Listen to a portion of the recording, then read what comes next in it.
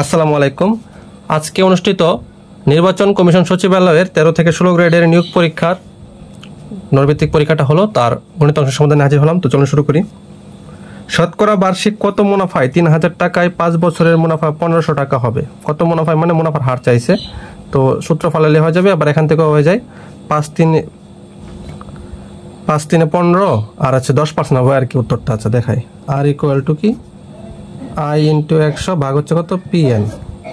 তাহলে আয়ের মান কত? আয়ের মান হচ্ছে 1500 গুণন 100, আসল হচ্ছে 3000 গুণন হচ্ছে কত বছর? 5 বছর। ঠিক আছে, 1500 দিয়ে 3000 কাটলে 2, 5 দুগুণে 10, 10 দ্বারা 100 কাটলে কত হয়?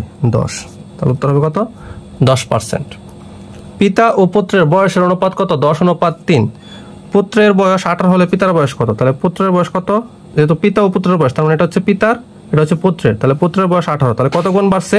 3 6 18। ঠিক আছে, তাহলে 6 10, ঠিক আছে, এই যে 6, তাহলে যদি 6 গুণ করি 6 10 60। ঠিক আছে, তাহলে পিতার বয়স কত?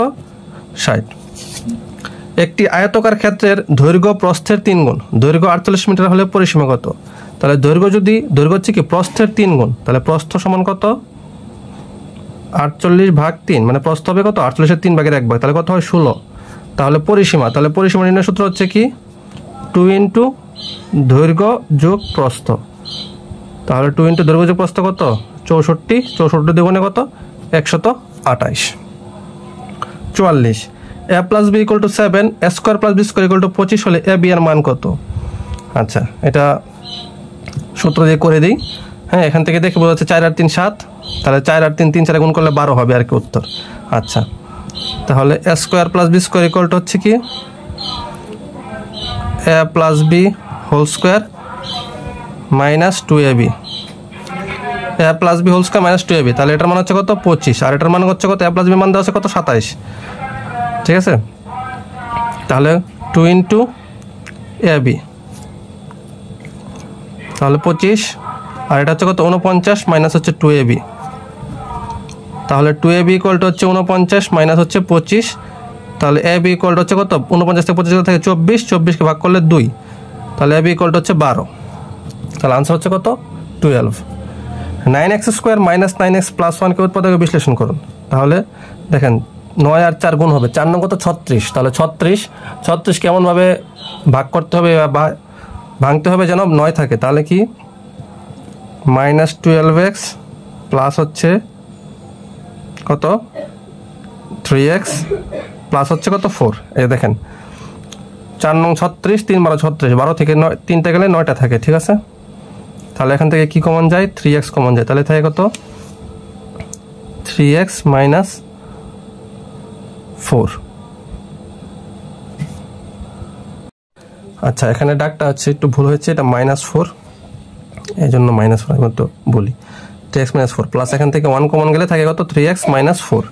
ঠিক আছে, তাহলে 3x - 4, 3x প্লাস 1, তাহলে 3x - 4, 3x প্লাস 1, এই যে এটা হচ্ছে আনসার। ঠিক আছে,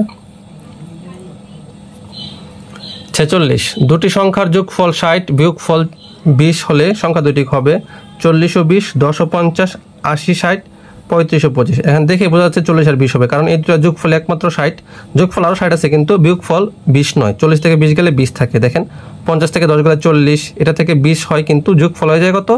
140। তার মানে উত্তর হবে 40 ও 20। x plus Y equal to 5, xy equal to 6 হলে 2x cube plus Y cube. যদি প্রশ্নে যদি এটাই ডাক থাকে x কিউব, যা বোঝা যাচ্ছে x cube plus Y cube, তাহলে এটার মান হবে 70। যদি এখানে স্কোয়ার থাকে তাহলে মান হবে 26। তো এখানে প্রশ্নটা অস্পষ্ট। যদি x কিউব প্লাস, প্রশ্ন যা বোঝা যাচ্ছে x cube plus Y cube আছে, তাহলে উত্তর করে দিই। a কিউব প্লাস বি কিউবের সূত্র কি? a plus B whole cube minus 3ab into a plus B. তাহলে 2 ইন্টু এটার মান হচ্ছে কত? 5 কিউব মাইনাস 3 ইন্টু x এর মান কত? 6 ইন্টু এটার মান হচ্ছে 5। তাহলে 2 ইন্টু 5 কিউব হচ্ছে 125, 125 বিয়োগ হচ্ছে কত? 5 6 30, 30 আর 3 30 90, তাহলে থাকে কত? 35। তাহলে 35 দুগুণে 70। প্রশ্নে যা বোঝা যাচ্ছে x cube plus Y cube. ঠিক আছে, তাহলে আনসার হবে 70। তাহলে মানে এখানে আনসার একটিও নেই। ঠিক আছে,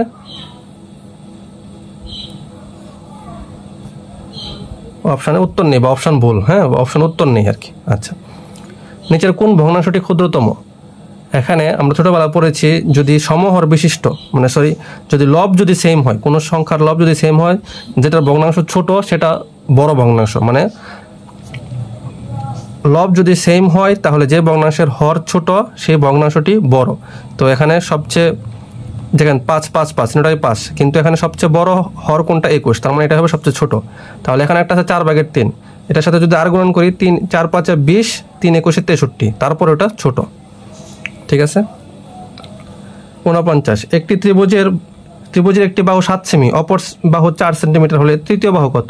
তাহলে আমরা জানি কি সবসময় ত্রিভুজের দুই বাহু সমষ্টি তার তৃতীয় বাহু অপেক্ষা বৃহত্তর হবে। তাহলে দুই বাহু সমষ্টি কত? 7 আর 4 11, তাহলে 11 হবে না, 12 তৃতীয় বাহু 12 হইতে পারবে না। ঠিক আছে, তাহলে এখানে যা বোঝা যাচ্ছে যে তৃতীয় বাহুটা 4 হবে, তাহলে 4 আর 4 যোগ করলে তার এই যে এক বাহু 7, 7-এর থেকে কি হয় তাদের যোগফলটা বড় হয়। ঠিক আছে, কারণ 3 নিলেও 4 আর 3 7, 4 আর 3 7 এটা হয় না, মানে প্রশ্নটা একটু কনফিউজিং, তবে যা মনে হচ্ছে 4 হবে উত্তর। আচ্ছা, 9x² + 16y² এর সাথে কত যোগ করলে যোগফল পূর্ণবর্গ রাশি হবে? তাহলে দেখেন এটা একটা 9x² কে লেখা যায় কি 3x² + 4y² লেখা যায় 16টাকে, তাহলে a² + b² প্লাস যদি a + b হোল স্কয়ার সূত্র ফলাইতে চাই মানে পূর্ণবর্গ করতে চাই তাহলে কি করতে হবে 2a আর হচ্ছে b, তাহলে 3 × 6 4 কত 24x হয়, তার মানে কত যোগ করতে হবে 24x যোগ করলে এটা হয়ে যাবে। 51, কোন চতুর্ভুজে 4টি কোণের অনুপাত 1:2:2:3 হলে বৃহত্তম কোণটি কত ডিগ্রি? আচ্ছা, তাহলে দেখেন অনুপাত রাশিগুলো যোগফল কত 2 আর 3 2 5 আর 3 8। আচ্ছা, তাহলে চতুর্ভুজের সমষ্টি হচ্ছে 4 কোণের সমষ্টি হচ্ছে 360 ডিগ্রি গুণন 8 ভাগের বৃহত্তম বাহু কোণটা 3। ঠিক আছে, 8 দ্বারা এটা কাটলে হয় 45, 3 45 কত 135। আচ্ছা, 48 কোন সংখ্যার 80%?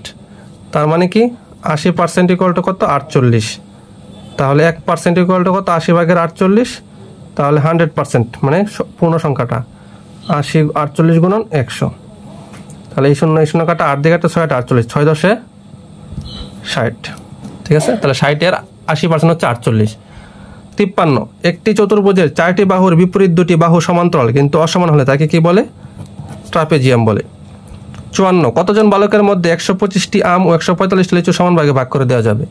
তার মানে কি 125 145 এর গসাগু কি করতে হবে? গসাগু নির্ণয় করতে হবে, গসাগু করলে সেটা উত্তর বেড়ে যাবে। তাহলে 125 দ্বারা 145কে ভাগ করে দিই, 125 তাই কত 20, 20 দ্বারা 125কে ভাগ করলে 6 20 120 তাই কত 5, 5 দ্বারা 20কে ভাগ করলে 4 5 20, তাহলে ভাগ মানে ভাজকটা কত 5, তার মানে গসাগু কত হবে 5, তার মানে উত্তর হবে 5।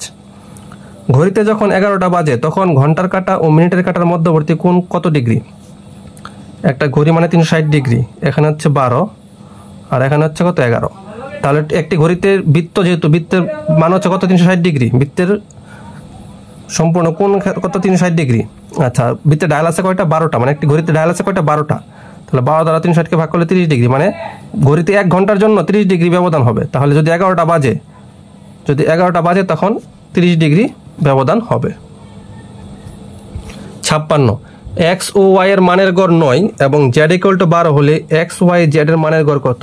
তাহলে x ও y তাহলে মোট হচ্ছে কত 9 2 18, তাহলে z হচ্ছে 12, তাহলে মোট হচ্ছে কত 30, তাহলে 30কে 3 দ্বারা ভাগ করলে কত হবে 10, কারণ কি x y z হচ্ছে 3টা সংখ্যা, তাহলে 3 দ্বারা যোগফল 30কে ভাগ করলে কত হবে 10, তাহলে গড় হবে কত 10। 57, একটি সংখ্যার 3 গুণের সাথে দ্বিগুণ যোগ করলে 90 হয়, সংখ্যাটি কত? তাহলে 3 গুণের সাথে 2 গুণ যোগ করলে কত হয় 90, তাহলে 5 গুণ সমান হচ্ছে 90, তাহলে x = 5 18 90, তাহলে এটার মান হচ্ছে 18। 58, মারুফের বেতন 10% কমানোর পর হ্রাসকৃত বেতন 10% বাড়ানো হলো, তার কতটুকু ক্ষতি হলো? তাহলে প্রথম 10% কমে কত হয় 100 - 10 হচ্ছে কত 90, আবার 90 এর 10% সমান কত 9। ঠিক আছে, তাহলে 90 আর 9 কত যোগ করলে কত 99, তাহলে আগে ছিল 100, তাহলে 100 থেকে 99 গেলে কত থাকে 1%, এই 1% হচ্ছে তার ক্ষতি। বুঝাইতে পারছি? 5, 7, 10, 14 ... 25 ধারার শূন্যস্থানের সংখ্যাটি কত? তাহলে দেখেন 5-এর সাথে 7-এর 2, 7-এর থেকে 10-এর 3, এটার সাথে 4, তার মানে এটা হবে কত? 5, তার মানে 19। আর দেখেন যে 19-এর থেকে 25 6, ঠিক আছে, তার উত্তর হবে কত? 19। 60 একটি দ্রব্য 170 টাকায় বিক্রি করলে 15% ক্ষতি হয়, দ্রব্যটির ক্রয় মূল্য কত? তাহলে ক্ষতি হয় কত? 15%। তাহলে 15% ক্ষতি মানে কত? 85% দাম রয়েছে। 100 থেকে 15 গেলে কত থাকে? 85%। এই 85% সমান হচ্ছে কত? এই 170। তাহলে 1% ইকুয়াল টু কত? 170 ভাগের 85। তাহলে 100%। 100% ইকুয়াল টু কত? 170 ইন্টু 100 ভাগ হচ্ছে 85। তাহলে 85 দুগুণ 170, 2 100 200। তাহলে উত্তর হবে কত? দ্রব্যটির ক্রয় মূল্য 200 টাকা।